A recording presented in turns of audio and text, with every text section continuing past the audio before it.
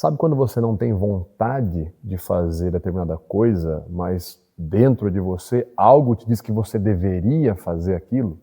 Como lidar com aquele momento da vida que a gente se sente deslocado, perdido, sente uma certa urgência, sabe que tem que fazer alguma coisa, né? Acha que deveria estar fazendo algo de melhor com a nossa vida, mas a gente não tem a menor vontade de fazer nada, né? Mas também não queremos ficar parados, ficamos com medo e ansiosos por ficarmos parados por muito tempo. O que a gente faz em uma situação dessa? Talvez a motivação e o propósito que pode te fazer agir não esteja em algo que você fará para você, mas sim que você fará para outra pessoa. Fala pessoal, beleza? Meu nome é Vitor Santos. Não, você não está no canal Metaforando, você está aqui no meu canal. E aqui nesse canal a gente fala um pouco sobre filosofia, as perspectivas de vida e coisas que vocês já sabem.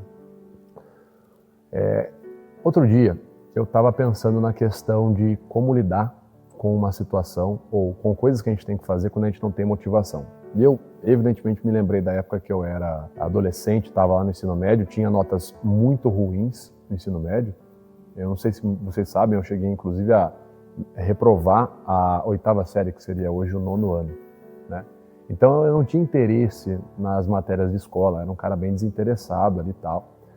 Ao mesmo tempo que eu não tinha interesse, né, eu sentia uma certa urgência, uma certa ansiedade dentro de mim. Eu precisava fazer alguma coisa, eu sentia que eu precisava fazer algo, que minha vida estava indo embora, que eu estava sendo inútil, que eu estava desperdiçando minha vida. Mas eu no ambiente que eu vivia, não tinha nada ali que me despertasse essa vontade de querer fazer as coisas, né? E muitas pessoas que me seguem às vezes trazem essas dúvidas, né? Ah, Vitor, eu estou totalmente desmotivado, eu deveria estar fazendo melhor, estar fazendo mais pela minha carreira, pelo meu futuro, etc e tal, mas eu simplesmente não tenho vontade.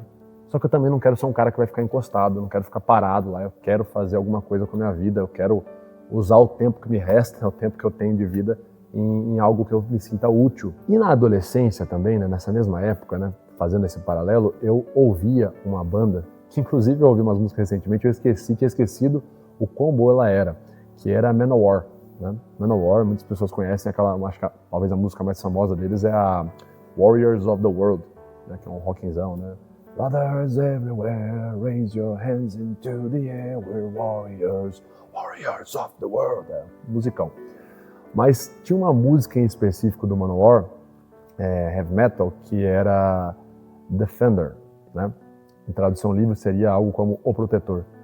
E essa música, quando eu era moleque, nunca me despertou muita motivação.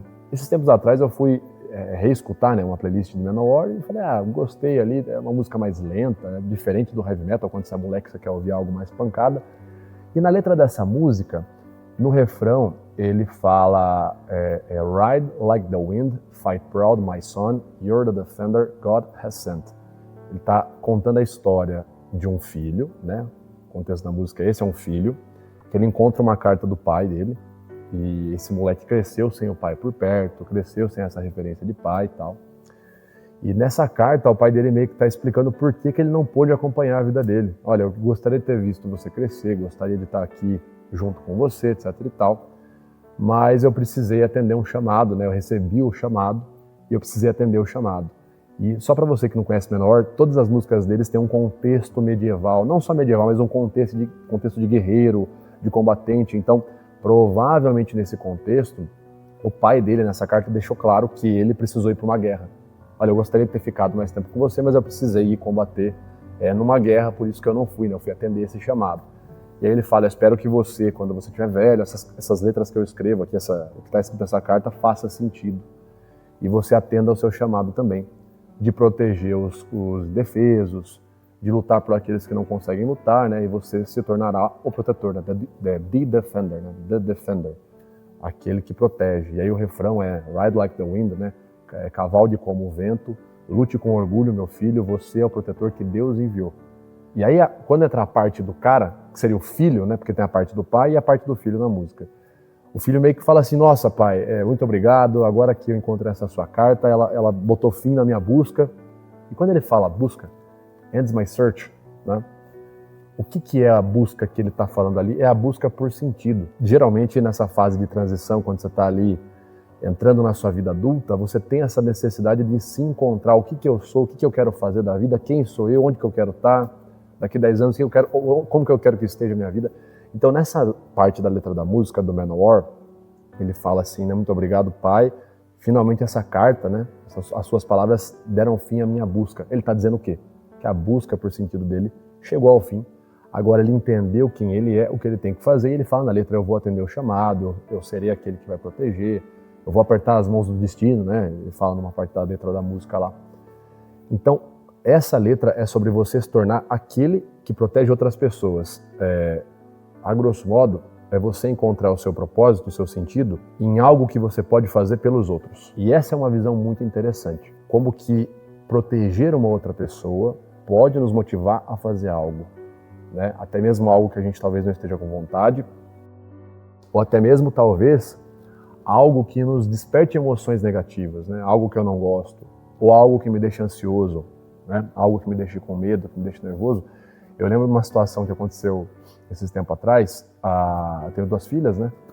E uma bebezinha tem 1 ano, ali 1 ano e pouquinho, acabou de fazer 1 ano, e a outra já vai fazer 4 aninhos agora. Um pouquinho maiorzinho. E a minha filha mais velha, ela gosta daquele filme Coraline, mas ela tem medo da outra mãe, que é a vilã do filme. No final, quando a outra mãe tá toda transformada, desfigurada e tal, a minha filha mais velha, ela tapa o olho assim, fica com medo, né? Não quer ver. Então sempre que aparece a outra mãe, minha filha sai correndo de medo de perto da televisão, né? Vai pra longe. E eu fui fazer um teste, fui fazer um experimento ali em casa, né? Eu sabia que ia chegar naquele momento da cena que ia aparecer a outra mãe, que minha filha ia sair correndo, e eu coloquei o carrinho, né?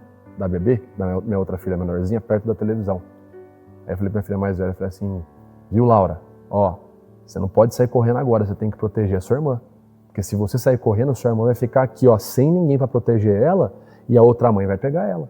A minha filha parou, ela ia sair correndo, ela olhou, ela entrou na frente do carrinho da irmã dela, entre a irmã e a televisão, e abriu os braços assim, para proteger a irmã. Então, aquilo eu falei muito interessante, né? Uma criancinha de quase 4 anos já tem essa noção, né? Parece que existe algo dentro da gente que conecta e faz a gente se movimentar e às vezes tirar força, às vezes encontrar sentido em alguma ação ou superar medo, superar ansiedade, superar emoções negativas, quando você pensa que você está fazendo algo para outra pessoa. Então, o que eu quero dizer com isso? Talvez, né, a falta de motivação que você possa ter para aquelas coisas que você sabe que você deveria fazer, e às vezes quando você está se sentindo perdido, eu preciso fazer alguma coisa, não tenho vontade de fazer nada, mas também não quero ficar parado. Talvez você deveria começar a mudar um pouco a perspectiva, olhar para situações onde você pode fazer algo pelos outros, onde você pode ajudar os outros em alguma coisa. E talvez ali você olhe e fale, poxa, tá aí, descobri um propósito que nem eu sabia que eu tinha, que me dá vontade de fazer, que eu faço e que eu passo por cima de emoções negativas ou emoções, o simples tédio que eu teria, né? Então, talvez o seu propósito esteja em ajudar outras pessoas. Pense um pouquinho sobre isso, tá certo? Muito obrigado aí pela sua paciência, por ter assistido esse vídeo. Deixe sua curtida, deixe seu comentário, tá certo? A gente se vê no nosso próximo vídeo. Um grande abraço, valeu!